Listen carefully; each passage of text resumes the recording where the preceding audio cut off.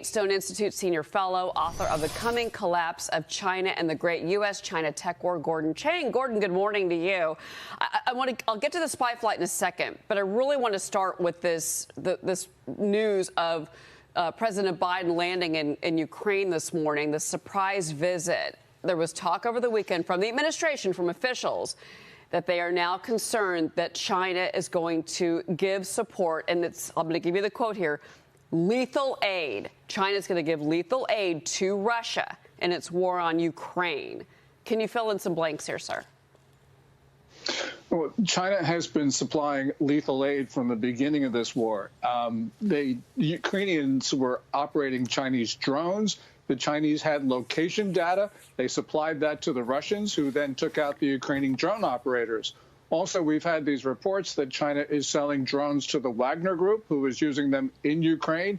The administration doesn't want to acknowledge this because they don't want to impose costs on China. So China is going to continue to help Russia in this situation. We just issue hollow warnings. That doesn't do it.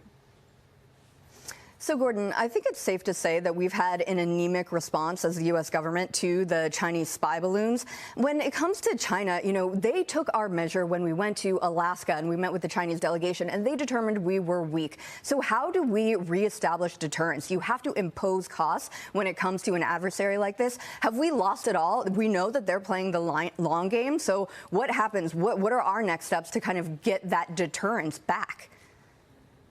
We have to start imposing those costs, and we have a menu of options. We can cut technical assistance agreements with China. We can reduce or sever trade. We can stop investment into China's military sector. There's all sorts of things the administration can do if it had the political will. And Cheryl, the important thing is what you said, reestablishing deterrence. That is one of the most dangerous things a country can do because China doesn't believe us right now. So we're going to have to make threats. We're going to have to carry through on those threats. The Chinese are going to react, and this is going to be a spiral downward. There is a momentum for war, and I actually think there will be a war in Asia unless something changes. We can stop China in Ukraine by stopping Russia, or we can end up in war in Asia. The choice is ours. I was actually just about to ask you about that exact topic, Gordon, because you've got this delegation of U.S. lawmakers meeting with the head of Taiwan's legislature today. This is a 5-day trip to Taiwan. They're expected to meet with Taiwan's president. So, Gordon, your thoughts here. You know, China's making two potentially big moves here. Russia, aiding Russia, but also Taiwan. Yes, and it's very good that Americans go to Taipei.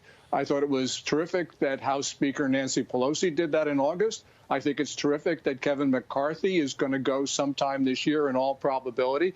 The President of the United States, yeah, it's good that he goes to Ukraine, but he also needs, more important, to go to Taipei to show China that we will defend it.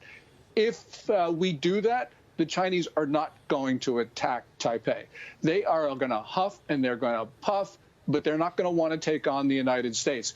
China has to know that if they do give this aid to Russia, I'm pivoting back to Russia here, that is going to be a whole new conversation. I don't want to get too ahead of myself here, but a whole new conversation about how we and NATO, our allies in Europe, handle Russia. Does China really want to go down that road and start what could be a whole new type of war? I actually think so, because Xi Jinping, the Chinese ruler, believes that the East is rising and the West is declining, and he can do whatever he wants. He's increasingly bold, as we saw from the spy balloon flight.